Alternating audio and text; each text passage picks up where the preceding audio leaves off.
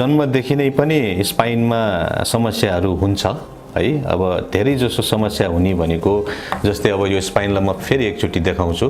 यसको आकार अगाडिबाट हेर्दा सिधा, साइडबाट हेर्दाखेरि बाङ्गो है। यो नर्मल हो। जन्मदेखि नै कतिपय बच्चाहरू जन्मिँदाखेरि यो जुन हड्डी को हाइट जसरी बन्नु पर्ने हो त्यसरी नबनेर आधा मात्रै बनेको हुन्छ। कसैको बनेको हुन्छ तर दुवैतिर नछुटिएर एकातिर छुटिएको अर्कोतिर नछुटिएको हुन्छ हैन।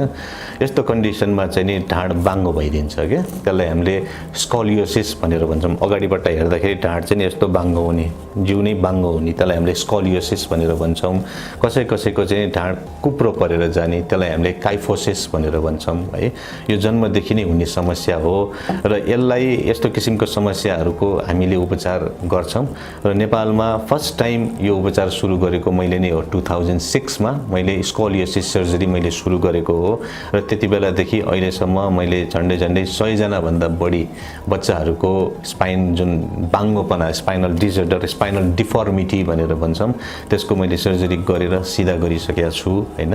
र यसको सम्भव छ नेपालमा, यसको उपचारहरू राम्रो छ, यसको रिजल्टहरू पनि है। त्यसैले यो जन्मदेखि नै भएको कन्डिसनहरूलाई चाहिँ सकेसम्म छिटो पत्ता लगाउनु पर्छ र सकेसम्म छिटो त्यसको उपचार गर्नुपर्छ।